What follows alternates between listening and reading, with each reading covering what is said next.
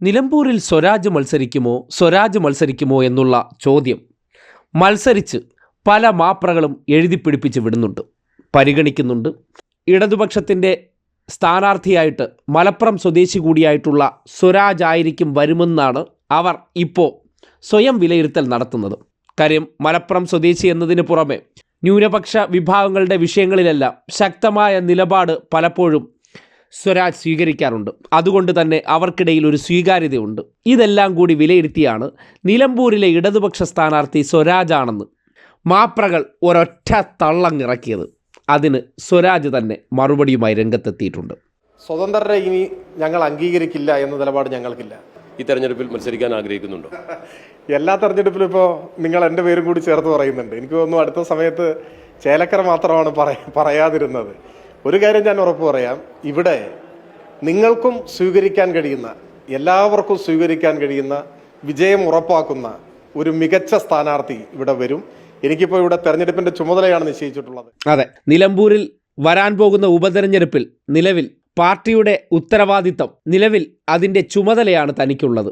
താൻ അതുമായി ബന്ധപ്പെട്ട പ്രവർത്തനങ്ങളിലാണ്. അല്ലാതെ ഞാനിപ്പോൾ സ്ഥാനാർത്ഥിയാവും എന്നുള്ള മനോഭാവത്തിലല്ല നടക്കുന്നത്.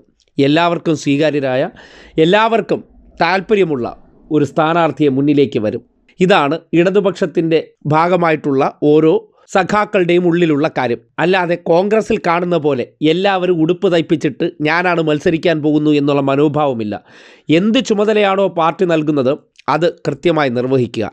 ഉപതെരഞ്ഞെടുപ്പിൽ പാർട്ടിക്ക് നിലമ്പൂരിൽ ശക്തമായ പോരാട്ടം നടത്താൻ വേണ്ടിയുള്ള സൗകര്യങ്ങൾ ഒരുക്കുക, അതിനുവേണ്ടി സംഘടനയെ പ്രവർത്തന സജ്ജമാക്കുക, അതിനുവേണ്ടിയുള്ള നീക്കുപോക്കുകൾ നടത്തുക.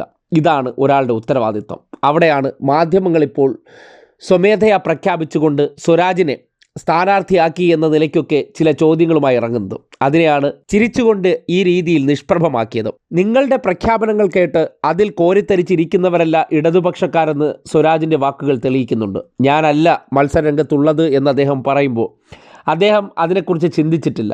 പകരം പാർട്ടി തനിക്ക് ഏൽപ്പിച്ചിരിക്കുന്ന ചുമതല എന്താണോ അതിനെ ഭംഗിയായി നിർവഹിക്കുക എന്നുള്ള ഉത്തരവാദിത്തമാണ്.